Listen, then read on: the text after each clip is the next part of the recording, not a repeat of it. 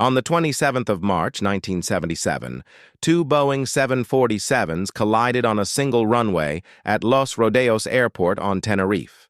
583 people were killed, making it the deadliest accident in aviation history. The two aircraft were KLM Flight 4805 and Pan Am Flight 1736.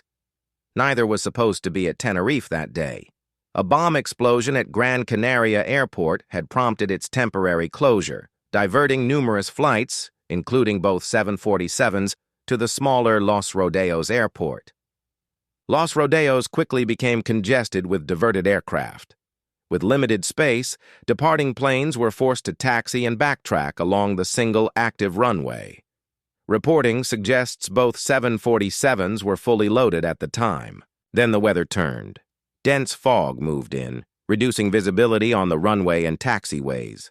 KLM 4805 was commanded by Senior Captain Jacob Van Zanten. As the fog thickened, radio communications between the KLM crew and the tower were ambiguous regarding takeoff clearance.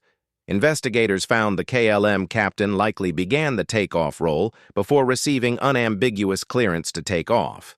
The KLM 747 started its takeoff roll while the Pan Am 747 was still taxiing on the same runway. Compounding the confusion, a simultaneous radio transmission produced a heterodyne, a squeal that blocked critical phrases between the tower and the aircraft.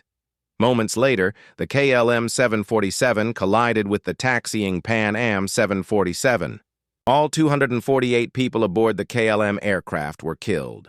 Of the 396 people aboard the Pan Am aircraft, 335 were killed and 61 survived. The accident was investigated primarily by Spanish authorities, with participation from Dutch and American teams.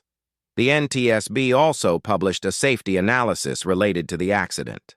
Minor points of interpretation, particularly the assignment of contributory blame, reportedly remained contested between the Dutch and Spanish authorities. The disaster drove sweeping changes in aviation. Standardized ATC phraseology was introduced, and the word takeoff was eliminated except in the final clearance. Today, only the phrase cleared for takeoff constitutes departure authorization. The accident also contributed to the industry-wide adoption of crew resource management. Tenerife remains the deadliest accident in aviation history, but the changes it prompted, in how pilots and controllers speak and in how crews work together, reshaped flight safety for every flight that followed. If this breakdown helped you understand what happened at Tenerife, subscribe for more aviation safety deep dives.